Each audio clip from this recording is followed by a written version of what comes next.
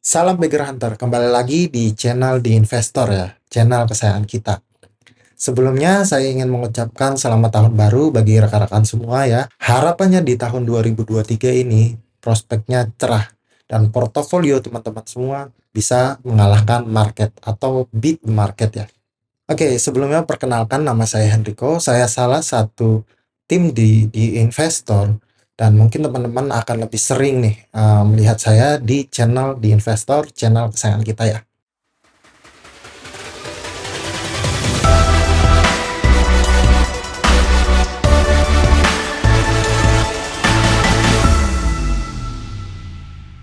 Banyak pertanyaan yang masuk di The Investor mengenai kapan saat yang tepat untuk menjual saham. Nah, mungkin teman-teman di sini sudah memiliki saham dan bingung untuk menjualnya. Kapan saat yang tepat untuk menjual saham? Seperti itu ya. Mungkin teman-teman berasumsi nih menjual saham itu harus tiap bulan, tiap hari, atau juga asal hijau close atau asal hijau take profit seperti itu. Nah, di sini kita akan membahas hal tersebut ya. Jadi di sini ada 3 hal yang perlu diperhatikan teman-teman semua nih untuk menjual saham ya. Jadi ada 3 kondisi. Yang pertama saat rebalancing portofolio. Nah, teman-teman di sini saat melakukan rebalancing portofolio, teman-teman bisa menjual saham teman-teman ya. Mungkin teman-teman sekarang memiliki portofolio, namun di portofolio teman ya, itu terdapat saham yang dominan atau saham yang memiliki porsinya besar terhadap portofolio kita. Di sini teman-teman bisa menjual saham tersebut sehingga teman-teman melakukan rebalancing portofolio sehingga portofolio yang tadi tidak ada saham yang dominan. Karena ketika di portofolio kita ada saham yang dominan, maka kinerjanya akan ditentukan saham tersebut. Nah, maka dari itu kita perlu rebalancing ya, agar portofolio kita optimal seperti itu. Atau juga teman-teman mungkin nih sebelumnya membeli saham karena ikut-ikutan saja nih.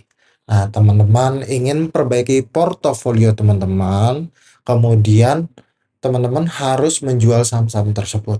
Nah, inilah saat yang tepat untuk menjual atau mengganti saham-saham tersebut. Bisa dikatakan kita merombak portofolio kita. Nah, disinilah saat yang tepat untuk menjual saham-saham tersebut, mengganti saham-saham tersebut dengan saham-saham yang baru, memiliki prospek yang baik ya.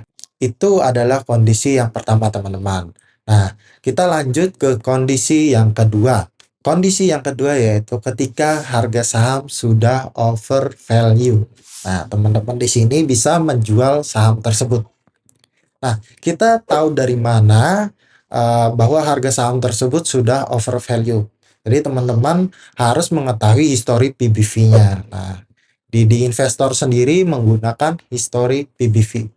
Katakanlah ada perusahaan A, itu histori PBV-nya, histori rata-rata PBV-nya itu 3 kali. Saat ini atau teman-teman nih lagi memegang saham tersebut dan saat ini PBV-nya berada di level 4,5 kali. Nah, teman-teman di sini bisa melakukan aksi jual. Perlu diketahui ya, ketika kinerja naik, maka ekuitas perusahaan itu akan naik dan PBV-nya akan stabil seperti itu. Kapan saat kita membeli perusahaan atau membeli saham? Nah, ketika kinerjanya naik, tetapi PBV-nya malah turun seperti itu.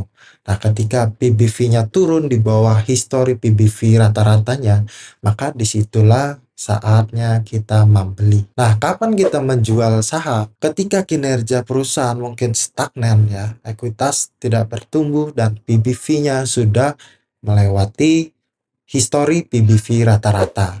Nah, di situ teman-teman bisa melakukan penjualan saham tersebut.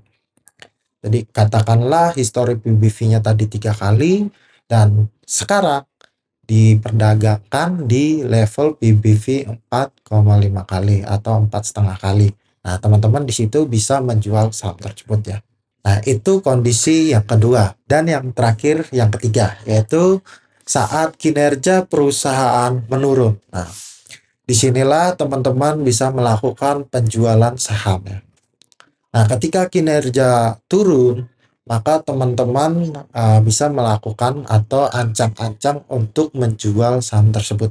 Nah, tugas kita sebagai investor, kita harus mengevaluasi ya setiap kuartal. Jadi perusahaan itu menerbitkan laporan keuangan per kuartal. Jadi teman-teman bisa memantau kinerjanya seperti apa, seperti itu. Kita pantau dari kuartal 1 sampai dengan kuartal 4.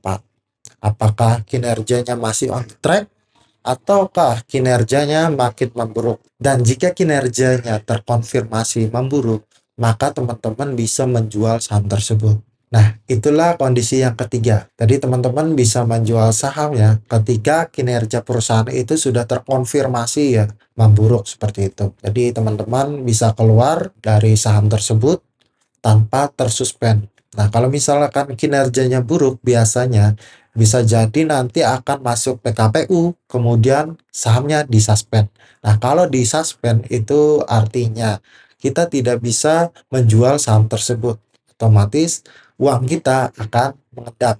Maka dari itu pentingnya kita melihat kinerja laporan keuangannya ya. Itulah tiga kondisi di mana teman-teman perlu perhatikan saat ingin menjual saham ya. Jadi teman-teman perlu perhatikan hal-hal tersebut. Nah, harapannya teman-teman juga mengerti nih kapan saat yang tepat untuk menjual saham. Jadi tidak hanya asal hijau take profit ataupun teman-teman menjual saham berdasarkan rumor. Misalkan ada rumor tentang perusahaan ini jelek, teman-teman melakukan penjualan. Jadi itulah tiga kondisi yang perlu diperhatikan teman-teman semua ya. Harapannya teman-teman di sini sudah mengerti kapan saat yang tepat untuk menjual saham tadi ya. Jadi tidak ada lagi teman-teman yang menyesal saat menjual sahamnya, ternyata sahamnya itu naik. Karena kebanyakan teman-teman itu menjual sahamnya, ternyata harga sahamnya malah naik. Nah, ini akan buat kita kecewa ya. Tentunya teman-teman semua kecewa saat menghadapi kondisi seperti ini. Itu saja dari saya, salam pasif income.